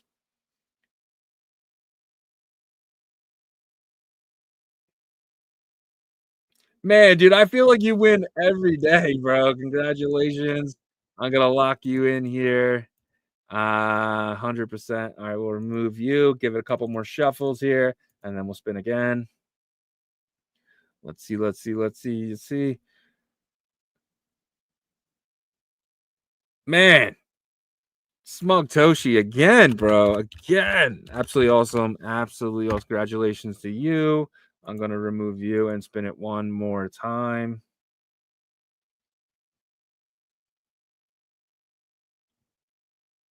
Stan, bro. Finally won, bro. Congratulations. All three winners. You each win $100,000 of TK. I will be reaching out to you guys shortly on X to get your wallet addresses to send you that. But absolutely awesome, guys. Really appreciate you guys, man. Let's go. Appreciate you guys, man. How many of you guys watched the Cowboys beat the Eagles last night? That's what I want to know. You guys watched that? You guys watched that last night? All right, let's exit this out. Let's do the partners here. For our first partner guy, And so we got 571 people here today. I just want to thank each and every one of you guys, man. Absolutely amazing checking us out here on Chain Revolution. We go live Monday through Friday, 11 a.m. Eastern, 10 a.m. Central, 8 a.m. Pacific, and 3 p.m. UTC, guys. I really appreciate every single one of you guys. But if you guys can check out our partners, it really helps us as well. Our first partner here is the guys at Sats Terminal. Sats Terminal is building something truly special. They're building an aggregator. Not only will you be able to trade runes, but you're eventually going to be able to aggregate lending to where, hey, I want to borrow against my Bitcoin. You can use them and they'll make sure they find you the best yields. They're kind of doing a big thing with this lending. There's going to be a lot of opportunity for people to earn some of these rewards by doing the lending stuff. So I highly recommend you guys check out Sats Terminal in the future for any borrowing and lending needs. And check out, if you guys, they do have a lending thing happening right now, and I think the early users of that are going to be awesome. So if you do want to reach them, you guys can reach out to me and I can get you set up in a room. Get you guys set up in a room with those guys. Seamson says, Shizzy, do you just say $100 of TK? No, it's 100K of TK. So I think it's like $35 or something. So thanks for holding it down. So, yeah, 100%, man. I appreciate you, Superfan. Appreciate you being here. I am going to get back to your DM. I did see it, dude, but my DMs are insane right now. What I normally do is on the weekends, I go through all my DMs. I'll definitely DM you back what you're talking about there. So 100%. And then we have our next partner, which we had the great guys from Agent Hustle and Emblem Vault on the show. Guys, if you guys are not using what they offer, I think it's really stupid. Head over to agenthustle.ai. Start using this today, guys. They do have the subscription plan. If you are interested in that, that is completely up to you. I highly, highly, highly recommend it. Where is it? Memberships. It's not that expensive either. If you do pay in Hustle, which I think is stupid not to. Even if you don't have any Hustle, all you have to do is go buy some and then send it there. You'll pay with Hustle. So it's $40 a month, and you get the elite one for $105 a month if you pay in Hustle, which is a lot cheaper than $105. Why would anyone pay $150 when you can just go buy some Hustle and send it there? And a lot of you guys probably already have some Hustle as well. So highly recommend you guys messing with Agent Hustle today. Get over there. Guys, this is how I get the show stuff. Not even joking, guys. I come over here. You get so many tweets a day anyway, daily requests, and you come over here and then you just use it every single day. And if you're trading, why not have Hustle analyze your coin? It's stupid not to. It's stupid not to, guys. Check out Agent Hustle. They do have another platform as well called Migrate.fun. Migrate.fun, if you do have a coin or you CTO to coin and you want to move it to a different platform, let's say, for instance, you have it on Pump.fun and you want to move it to Bonk. Well, this is the opportunity you guys have. You can do it right through them. What they'll do is they'll take your old coin and they'll extract Solana from it and then put that Solana in the new contract where you guys have liquidity right away. It's super smart, guys, super easy. They have 20 projects lined up to do this already. I think it's the first cohort. The second cohort is going to be probably filled up quickly. But if you do want to reach out to them, you guys can reach out to me, and I can get you guys set up in a room with Jake or Adam as well. Definitely check out everything that they're doing at migrate.fun there as well. And then our next partner, I already talked about them. This is the great guys at Artura.finance. Artura, these guys are changing the game when it comes to leverage trading. Highly recommend, guys, get over there and start playing today. Go long, baby, go long. I'm up $9 on my trade here. Hopefully, I'm just going to hold this for a while. Funding fee is pretty cheap as well because I had this for a few days already. So highly recommend going over to Artura.finance today, loading it up with a little bit of Bitcoin and PUSD and playing around on Artura.finance. And then our next partner there is the great guys at Tokyo Wallet. Tokyo, if you guys need a wallet, Bitcoin, Sui, Cardano, all in one place at your fingertips, all on your phone, guys. If you have any of those assets on Cardano, Bitcoin, or Sui, download this wallet today, guys. Go over to the download button. Highly recommend it. I can hold DAW, I can hold Cardano, I can hold Sui all in the same wallet. I love it, guys. Absolutely love it. And they use aggregators, so they always find you the best price when you're swapping over there as well. Highly recommend Tokyo Wallet and Tokyo.io, 100%. All right, then our next partner here is the great guys from Merlin Chain. Merlin Chain, guys, we talked about it yesterday. Absolutely huge. Absolutely amazing what they've done. They basically have a DAT now that is allowing you to take their Bitcoin and earn yield on Merlin Chain. The next big thing is to have that token there, and I think you're going to see treasury companies holding the Merlin token. The Merlin token shot up crazy this week. Absolutely insane, up almost 70% on the day because of that news. If you're not over here playing with Merlin Chain, I think it's a mistake. You have staking opportunities for your Bitcoin and for your Merl, short-term and long-term vaults for that as well. They do have their agent as well here. Check out everything with the Wizard. I think it's 2.0. I think it's beta.wizard.tech. So you guys can check that out anytime you're ready for that.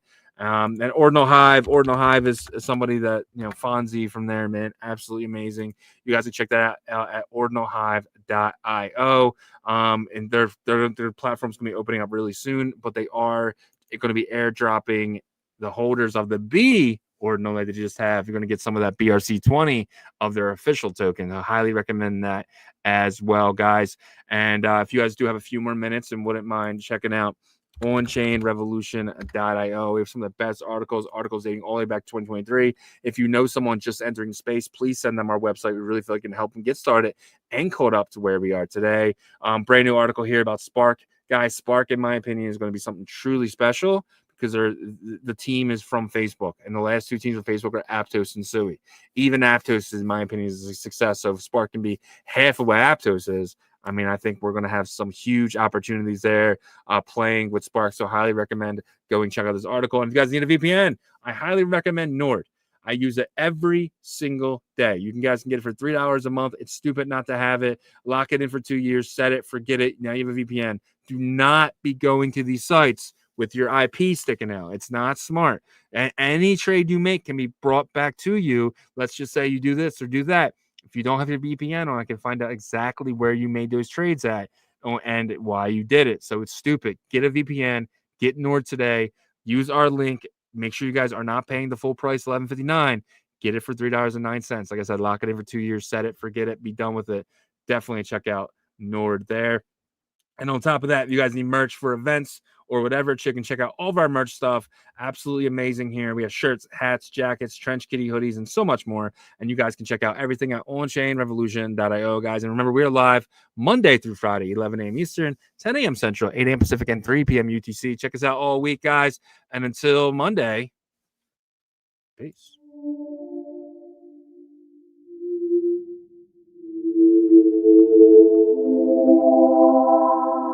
OnChain revolution roll call. Market recap. You not bullish enough. No. You're not bullish enough. No. Look at the price go.